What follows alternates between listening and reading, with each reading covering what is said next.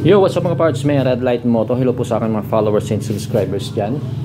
Ayan, update natin kayo dito sa ating gagawin konting upgrade sa ating motor. So ayan, sa mga naghihintay ng ating nagkakabit na block bore. So ayan po, dumating na yung ating bore, 66mm.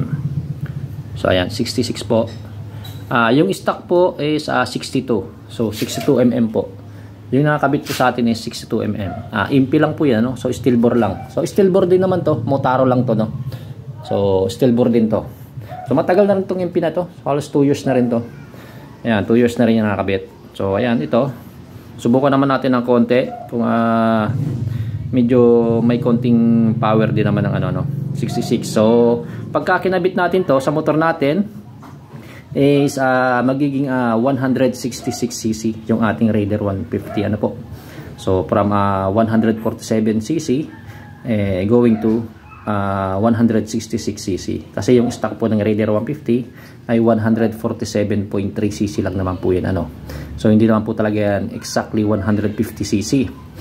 So bakit nga ba ginawang 150? Kasi ni-run off na lang po yun. Kasi pangit naman pakinggan na Raider 147cc, di ba? Di ba? Pangit ng pakinggan, Raider 147cc. So ginawa na lang pong 150. Kaya syempre run off na lang. So ito naman 66, pag nilagay natin magiging siya 166cc. So pwede rin naman natin siya i-convert to 170cc kung equal to power yung ating motor. So ayan, kung napansin nyo, nakabaklas na yung ating kaha,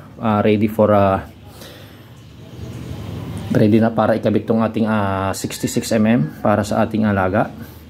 Yan yung regalo natin sa kanya ngayong New Year, Pasko. Yan, konting power lang So hindi naman yan ganun kalakas.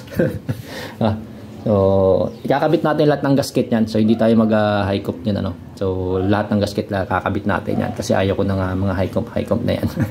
Kasi ginagamit din naman natin to pang friendly game lang naman at sometimes ginagamit ko rin pang rides ng malapita pero di naman malayuan. So okay na yung naka-full yung gasket natin Kasi ito naman sa atin, naka-full din yung gasket natin dito.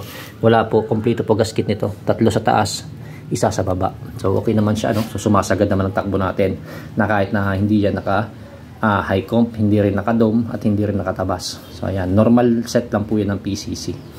Ayan, so ayan. Wait nyo na lang. Pagka hindi tayo tinamad, papakabit natin yan. Pero pag tinamad ako, hindi ko yun ipapakabit. Alright. Cheers.